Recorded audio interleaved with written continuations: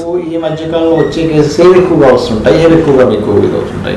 అంత చేతులు ఎత్తేసిన కేసులు, సపోజ్ హెల్ప్లెస్ మా దగ్గరికి వస్తాయి. ఇప్పుడు రుమటైడ్ ఆర్థరైటిస్ ఉంటుంది.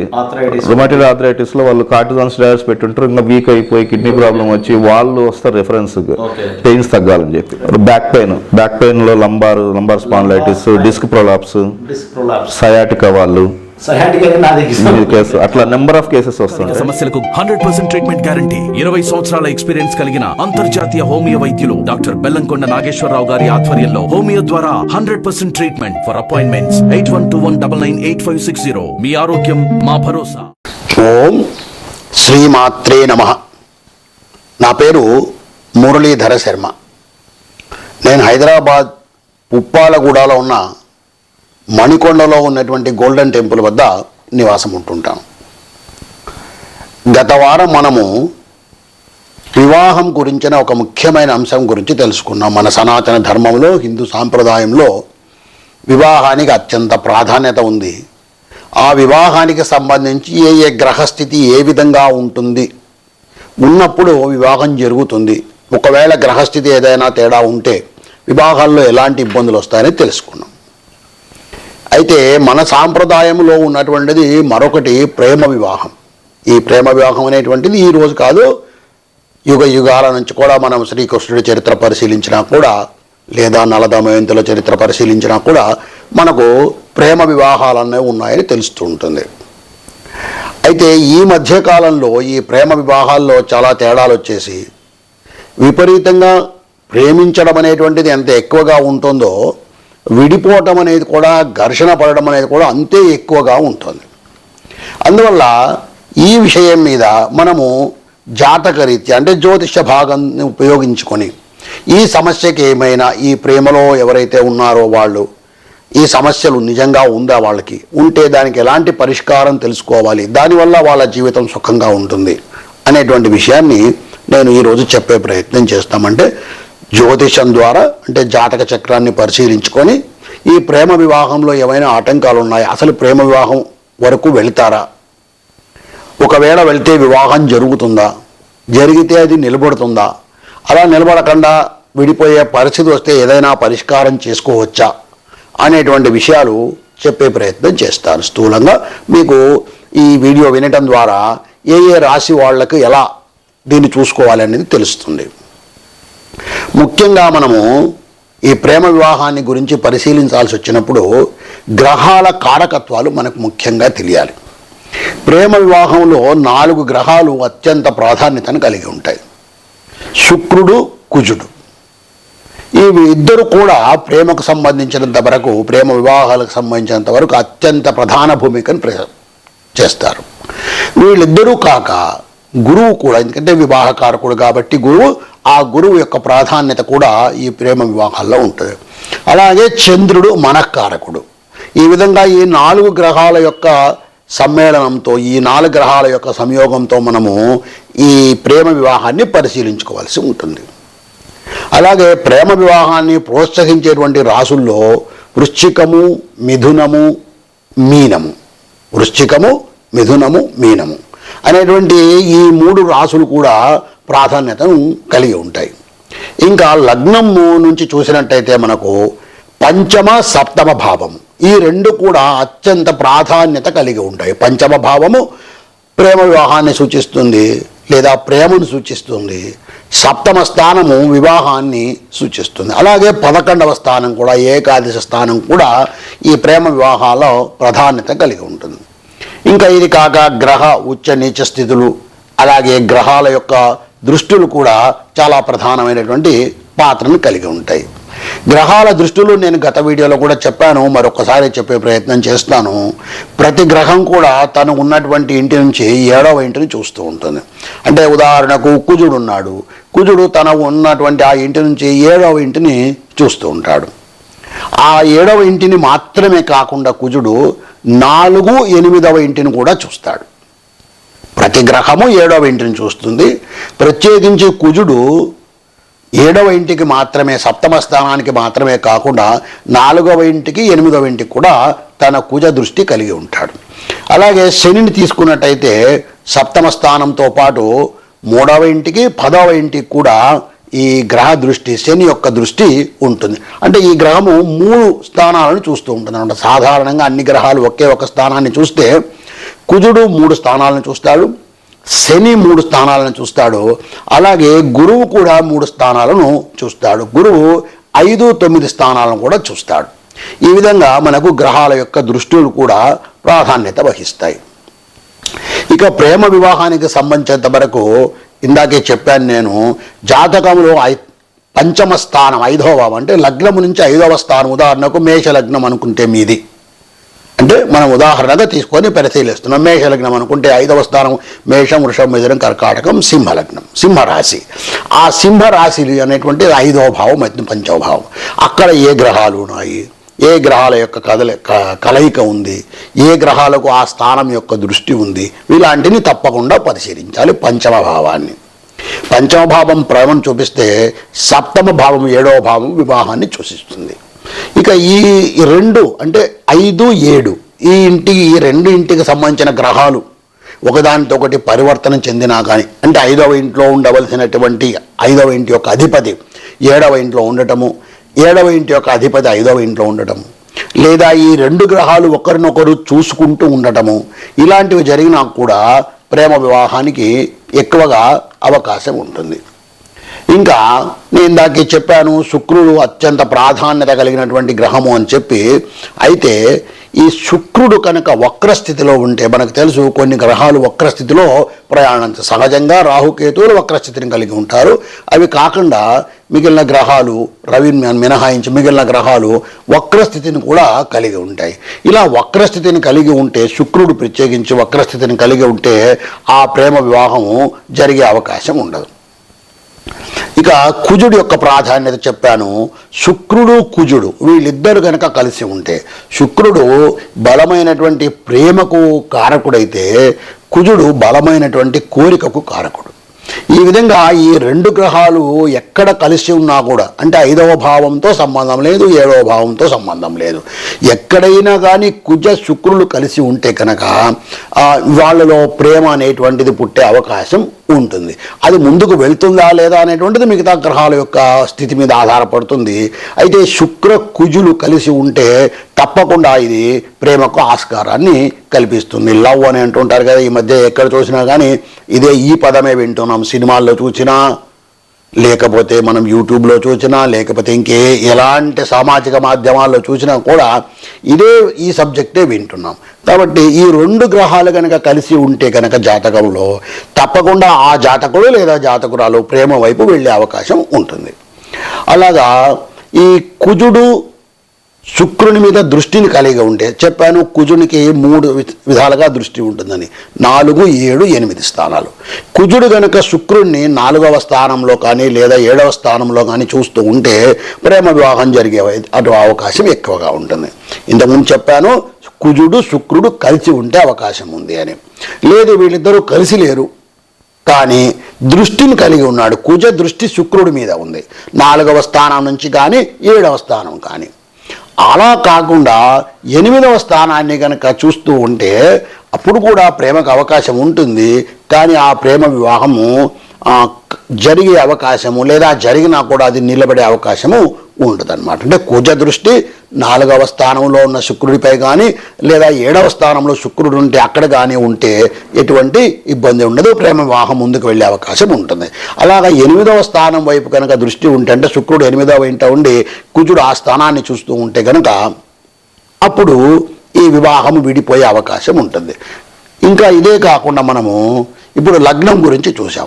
ఏ కండిషన్స్ అయితే, ఏ నియమాలు అయితే మనం చూసామో ఒక లగ్నం నుంచి శుక్రుల యొక్క శుక్ర కుజ సంబంధాన్ని, అదే విధమైనటువంటి సంబంధాన్ని మనము అంశచక్రంలో కూడా, నవాంశ చక్రం అంటాం కదా, ఈ నవాంశ చక్రంలో కూడా పరిశీలించుకోవచ్చు. నవాంశ అనేది మరింత ఇంకా స్పష్టతనిచ్చేటువంటి అవకాశం ఉంటుంది, ప్రత్యేకించి ఈ వివాహాల విషయంలో. ఇక అంశచక్రంలో, నవాంశ చక్రంలో శుక్రుడు రవి కనుక కలిసి ఉంటే, నేను చెప్పాను కదా శుక్రుడు కుజుడు కలిసి ఉంటే ప్రేమ వివాహానికి దారితీస్తుందని. అలా కాకుండా నవాంశ చక్రంలో శుక్రుడు రవి కనుక కలిసి ఉంటే అది విడాకులకు కూడా దారితీసే అవకాశం ఉంటుంది. ఇంకా ఈ కుజ శుక్రుడు కలిసి ఉన్నప్పుడు ఇక్కడ నవాంశ చక్రంలో, లగ్నంలో కాకుండా నవాంశ చక్రంలో కుజుడు శుక్రుడు కనుక కలిసి ఉంటే, అట్లాంటి జాతకుడు పురుష జాతకంలో కనుక ఉంటే ఆ జాతకుడు భార్యను నిర్లక్ష్యం చేయటము, ఇతర సంబంధాలు కలిగి ఉండే అవకాశం కూడా ఉంటుంది. ఎందువల్ల అంటే ఈ శుక్రుడు అనేటువంటి ప్రేమకారకుడు అవుతాడు, కుజుడు బలమైన కోరికకు కారకుడవుతాడు. వీళ్ళిద్దరూ కలిసి ఉన్నందువల్ల ఇలాంటి పరిస్థితులు ఏర్పడుతుంటాయి. శుక్రుడు చంద్రుడితో కలిసి ఉన్నా కూడా ప్రేమ వ్యవహారం ఉంటుంది. చెప్పాను చంద్రుడు మన కారకుడు అని చెప్పి. ఈ కోరికలు బాగా ఎక్కువగా ఉండేటువంటిది, ఇట్లాంటి వాటి మీద ఎక్కువగా ఉన్నటువంటి వాడు శుక్రుడు. ఈ శుక్రుడు చంద్రుడు కనుక కలిసి ఉంటే మనసు నియంత్రణ లేకుండా ప్రేమ వివాహం అయి వెళ్ళే అవకాశం ఉంటుంది.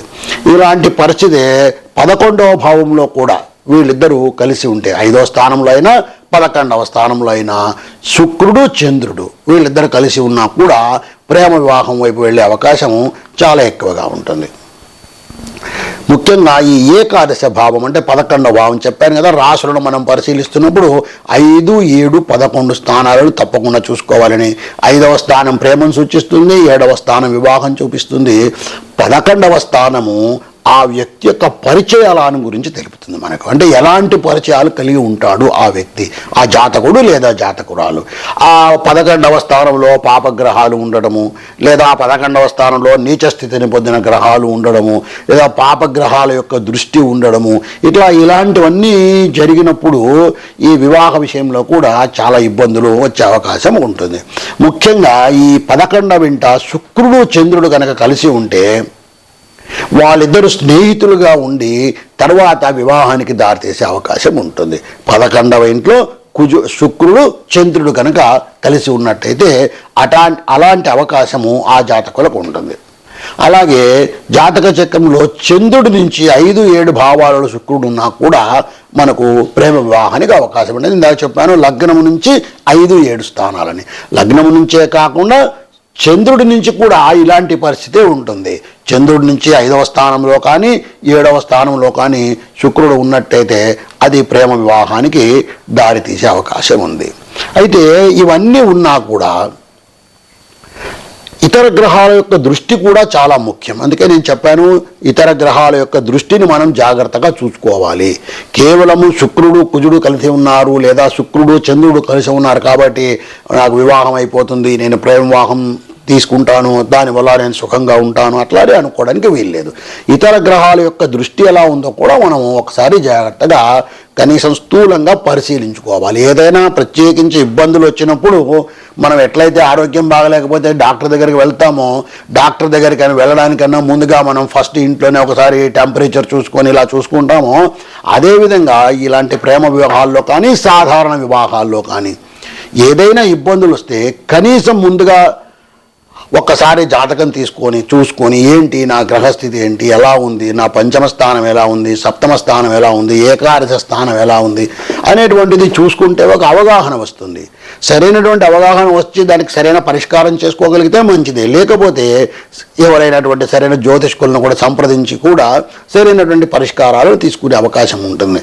అంతే తప్ప ఇబ్బందులు కలిగినప్పుడు ఆ ఇబ్బందులను పెంచి పోషించుకొని, అంటే ఇందాక నేను చెప్పినట్టు ఏదో అనారోగ్యం వస్తే అనారోగ్యం గురించి పట్టించుకోకుండా అలాగే ముద్ర పెట్టుకొని దానివల్ల అనారోగ్యం తీవ్రమయ్యి ఇబ్బంది పడేదానికన్నా కాస్త సమస్య వచ్చినప్పుడే సరైనటువంటి పరిష్కారం దిశ వైపు మనం ప్రయాణం చేసినట్టయితే, మీరు ప్రవాహం చేసుకున్నారు, పెద్దలను అడిగి చేశారా, మీరంతకు మీరు చేసుకున్నారా, అది ఒక విషయం. కనీసం చేసుకున్న దాన్ని జాగ్రత్తగా కాపాడుకోవడానికి ఈ జాతక భావం అనేటువంటిది కొంత ఉపయోగాన్ని మీకు ఇస్తుంది. అలాగే శని దృష్టి కూడా ఎలాంటి, ఇప్పుడు 5వ స్థానాన్ని శని చూస్తున్నాడా, లేదా 7వ స్థానాన్ని చూస్తున్నాడా, లేదా ఏకాదశ స్థానాన్ని చూస్తున్నాడా శని అనేటువంటిది కూడా ముఖ్యమైనటువంటిది. తర్వాత 6వ ఇల్లు, లగ్నానికి 6వ ఇల్లు శత్రు రోగ రుణస్థానము అని మనకందరికీ తెలుసు. ఈ శత్రు రోగ రుణ స్థానానికి ఎటువంటి గ్రహ దృష్టి ఉంది అంటే శని దృష్టి కానీ కుజ దృష్టి కానీ ఇలా పాపగ్రహాల దృష్టి, ఇతర రాహు ఇలాంటివి ఉన్నా కూడా కొంత ఇబ్బందులు ఉండే అవకాశము ఉంది. అలాంటప్పుడు కాస్త జాతకాన్ని పరిశీలించుకొని తగిన నిర్ణయం తీసుకుంటే బాగుంటుంది. అలాగే రాహువు శుక్రుల కలయిక కూడా ప్రేమకు దారితీస్తుంది. అంటే శుక్రుడితో ఎలాంటి గ్రహాలు కలుస్తున్నాయి, శుక్రుడితో కుజుడు పాపగ్రహం కలిశాడు, ప్రేమ వివాహానికి దారితీస్తుంది. శుక్రుడితో మనఃకారకుడైన చంద్రుడు కలిశాడు, ప్రేమ వివాహానికి దారితీస్తుంది. శుక్రుడితో రాహువు కలిశాడు, అప్పుడు కూడా అది ప్రేమ వివాహానికి దారితీసే అవకాశం ఉంది. కానీ ఈ శుక్రుడు రాహువు కలిసి ఉన్నప్పుడు ప్రేమ వివాహాలు కనుక జరిగితే రాహు దశలు అంతర్దశలు వచ్చినప్పుడు కాస్త చీకాకులు ఎక్కువగా ఉండే అవకాశం ఉంటుంది. అందుకే నేను చెప్పాను, ఏదైనా అట్లాంటి సమస్య వచ్చినప్పుడు మీ సమస్య తీర్చుకోవడానికి మీకున్న మార్గాలను మీరు అనుసరించండి. కానీ దానితో పాటు ఒక్కసారి అవకాశం ఉన్నప్పుడు మీ జాతకాన్ని తీసుకొని పరిశీలించుకొని, మీ జాతకం మీకు చేత కాకపోతే తగిన జ్యోతిష్కునితో మీరు పరిశీలన చేయించుకొని దీనికి పరిష్కారం తెలుసుకుంటే బాగుంటుంది. ఇక ప్రేమకు కారణం శుక్రుడు చంద్రుడు అని చెప్పుకున్నాము. ప్రేమ నిర్ణయం తీసుకోవడానికి కుజుడు రాహువు ముఖ్యమైనటువంటి గ్రహాలని చెప్పుకున్నాం. ఈ విధంగా మనము ప్రేమ వివాహానికి ఎలాంటి పరిస్థితులు దారితీస్తాయి, ఏ ఏ గ్రహాలు కలిసి ఉంటే ప్రేమ వివాహానికి దారితీసే అవకాశం ఉంది, ఏ ఏ గ్రహాల యొక్క దృష్టి ఉంటే ప్రేమ వివాహానికి దారితీసే అవకాశం ఉంది, అలాగే ఏ ఏ గ్రహాలు ఎక్కడ ఉన్నప్పుడు లేదా ఏ దృష్టిని కలిగినప్పుడు ఈ ప్రేమ వివాహాలు ఇబ్బందులు పడే అవకాశం ఉందనేటువంటిది కూడా మనము ఇప్పటివరకు తెలుసుకున్నాము. ఇక మనము ఒక్కొక్క గ్రహానికి ఒక్కొక్క రాశికి ఈ ప్రేమ వివాహం యొక్క పరిస్థితి ఎలా ఉంటుంది అంటే, ఒక ఉదాహరణ జాతకం తీసుకొని మేషరాశి వాళ్ళకి ఎలా ఉంటుంది, వృషభ రాశి వాళ్ళకి ఎలా ఉంటుంది అనేది మనం ఇప్పుడు తెలుసుకునే ప్రయత్నం చేద్దాం. మనం ఇప్పుడు ధనుస్సు లగ్నములు అంటే ధనుర్లగ్నంలో జన్మించినటువంటి ఒక జాతకుడు లేదా జాతకురాలు యొక్క గ్రహస్థితిని పరిశీలించి వాళ్లకు ఈ ప్రేమ వైపు లేదా ప్రేమ వివాహం వైపు వెళ్ళే అవకాశం ఎంత ఉందనేటువంటిది పరిశీలించి చూద్దాం. ముందుగా గ్రహస్థితి చెప్తాను, ఒక చార్ట్ తయారు చేసుకోండి. ధనుర్లగ్నము, లగ్నంలో పాపగ్రహమైనటువంటి కుజుడు ఉన్నాడు. లగ్నంలో కుజుడు ఉన్నాడు. లగ్నానికి 4వ ఇంట మీన రాశిలో రాహు ఉన్నాడు. పంచమ స్థానములో బుధుడు ఉన్నాడు. ఈయన సప్తమ స్థానాధిపతి అయినటువంటి బుధుడు పంచమంలో ఉన్నాడు, ఇక్కడ మేషరాశిలో. తర్వాత మిథునములో అంటే సప్తమంలో, లగ్నానికి సప్తమ స్థానంలో మిథునంలో రవి ఉన్నాడు. అష్టమ స్థితిలో చంద్ర గురు శుక్ర గ్రహాలు కలిసి ఉన్నాయి. 8వ ఇంట, లగ్నానికి 8వ ఇంట కర్కాటక రాశిలో చంద్ర గురు శుక్రులు కలుసుకొని ఉన్నారు. అలాగే 10వ ఇంట కేతు ఉన్నాడు. 12వ ఇంట, లగ్నానికి 12వ ఇంట అంటే వృశ్చిక రాశిలో వ్యయస్థానములో శని ఉన్నాడు. ఇది గ్రహస్థితి. మరి ఒకసారి చెప్తాను, గ్రహస్థితి చూసుకోండి. ధనుర్లగ్నము, లగ్నంలో కుజుడు ఉన్నాడు, మీనంలో రవి, మేషంలో బుధుడు, మిథునంలో రవి, కర్కాటకంలో చంద్ర గురు శుక్రులు, కన్యలో కేతువు, వృశ్చికంలో శని ఉన్నారు. ఇది గ్రహస్థితి. ఈ గ్రహస్థితి ఉన్నప్పుడు మనం ఏం చేయాలి? ఇక్కడ మనము ప్రేమ వివాహాన్ని గురించి పరిశీలించినట్టయితే ఎలా ఉంది అంటే, ముందుగా లగ్నంలో పాపగ్రహమైనటువంటి కుజుడున్నాడు. ఈ పాపగ్రహ క్షేత్రమైనటువంటి పాపగ్రహం ఉన్నటువంటి ఈ లగ్నానికి రవి దృష్టి ఉంది, మిత్రగ్రహ దృష్టి. రవి కూడా పాపగ్రహమే, మిత్రక్షేత్రంలో ఆయన కుజుడు మిత్రక్షేత్రంలో ఉన్నాడు, అది గురుక్షేత్రము. రవి బుధక్షేత్రం నుంచి చూస్తున్నాడు, సప్తమ దృష్టి ఉంది. ఇక లగ్నాధిపతి గురువు. ఈ గురువు 8వ ఇంట కర్కాటక రాశిలో మిత్రక్షేత్రంలో ఉన్నాడు. అయితే శత్రుగ్రహమైనటువంటి శుక్రుడితో కలుసుకొని ఉన్నాడు. ఇక సప్తమము మిథునం. ఈ సప్తమ స్థానాధిపతి అయినటువంటి బుధుడు పంచమంలో ఉన్నాడు. ఇది సమగ్రహ క్షేత్రం. పంచమం అంటే మేషరాశిలో ఉన్నాడు, సమగ్రహ క్షేత్రంలో ఉన్నాడు. శుక్రుడికి అష్టమ స్థితి, లగ్నానికి 8వ ఇంట ఉన్నాడు, శత్రుక్షేత్రంలో ఉన్నాడు. ఈ శుక్రునికి చంద్రునితో కలుసుకొని ఉన్నాడు, కుజ దృష్టి ఉంది. అయితే మనం ఇప్పుడు పరిశీలించినట్టయితే పంచమంలో బుధుడు ఉన్నాడు. ఈయన సప్తమ స్థానాధిపతి అయినటువంటి బుధుడు. ఈ సప్తమ స్థానాధిపతి అయినటువంటి బుధుడు శుభగ్రహము పంచమంలో ఉన్నాడు కాబట్టి అక్కడ మనకేం ఇబ్బంది లేదు. పంచమ స్థానం వలన ఎటువంటి ఈ ప్రేమ వివాహం వైపు వచ్చే అవకాశం లేదు. ఇక మిగిలింది గురు శుక్ర కుజ చంద్రగ్రహాల కలయిక. వీళ్ళు ఎలా ఉన్నారు అంటే శుక్రుడు చంద్రుడు కలుసుకొని ఉన్నారు. పైగా అది కర్కాటకం, చంద్రుడికి స్వక్షేత్రం. ఆ స్వక్షేత్రంలో వివాహ కారకుడైనటువంటి గురువు కూడా ఉన్నాడు. గురువుకు శుక్రుడికి శత్రుత్వం ఉంది కాబట్టి, అలాగే అష్టమ స్థితి కుజుడు చూస్తూ ఉన్నాడు. చంద్ర శుక్రుల కలయిక వల్ల ప్రేమ వైపు వెళ్ళే అవకాశం ఉంది. అలాగే గురువు కూడా మంచి స్థితిలోనే ఉన్నాడు కాబట్టి అక్కడ వివాహం కూడా జరిగే అవకాశం ఉంది. గురువు మనకు మిత్రక్షేత్రంలో 8వ ఇంట ఉన్నాడు కాబట్టి వివాహం జరిగే అవకాశం కూడా ఉంది. కానీ ఈ గురు శుక్రుల కలయిక ఇది శత్రుగ్రహ కలయిక. అష్టమ స్థితిలో పైగా పాపస్థానంలో జరిగింది. అది కూడా కాకుండా అష్టమం నుంచి కుజ దృష్టి కూడా ఉంది. కాబట్టి తప్పకుండా ఈ జాతకము వివాహము ప్రేమ జరుగుతుంది, వివాహము జరుగుతుంది. కానీ కోర్టు ఇన్వాల్వ్మెంట్ అంటే చట్టపరమైనటువంటి ఒక దీని వలన వీళ్ళు విడిపోయే అవకాశం కూడా చాలా ఎక్కువగా ఉంది. ఇటువంటి గ్రహస్థితి ఉంది.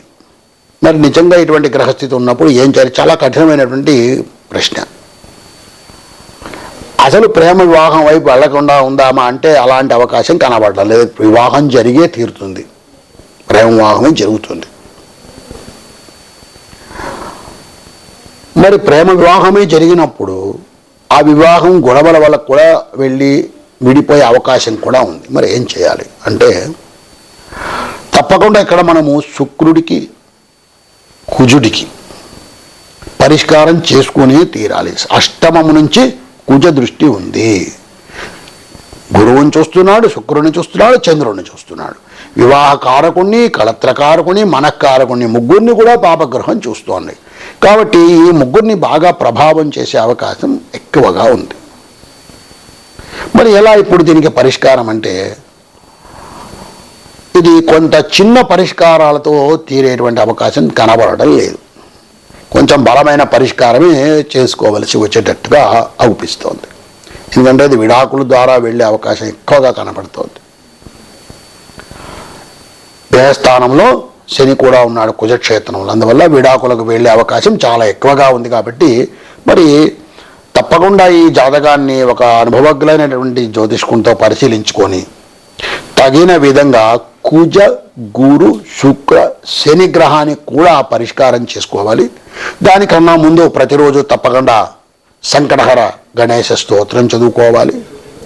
వీలైనంత వరకు శివార్చన చేయటం అలవాటు చేసుకోవాలి. శివ స్తోత్రాలు చదవటము, వీలైనంత వరకు శివాలయానికి వెళ్ళడం, ప్రదోష కాలంలో శివాలయంలో దీపారాధన చేయటము, ఇలాంటి పరిష్కారాలను చేసుకుంటూ ఇంకా ముందుకు వెళ్ళి తగిన విధంగా ఈ గురు శుక్ర చంద్ర కుజ శని గ్రహాలకు తగిన జపాలు ఏవైనా చేసుకొని దానాలు చేసుకొని ఈ వివాహాన్ని నిలబెట్టుకునే ప్రయత్నం చేయాలి. ఆ విధంగా చేసి కాస్త జీవితాన్ని సుఖమయం చేసుకుంటే బాగుంటుంది. అంతకన్నా ఇక్కడ వేరే మార్గం కనపడటం లేదు. సులభంగా ఈ సమస్య పరిష్కారం అయ్యే విధంగా నాకున్నటువంటి అనుభవంలో కనపడటం లేదు. కాబట్టి ఇలాంటి గ్రహస్థితి ఉన్నప్పుడు అత్యంత జాగ్రత్తలు ఎక్కువగా తీసుకొని ఆ వివాహం నిలబడడానికి ప్రయత్నం చేసి జీవితాన్ని సుఖమయం చేసుకుంటారని ఆశిస్తున్నాను. శ్రీమాత్రే నమః.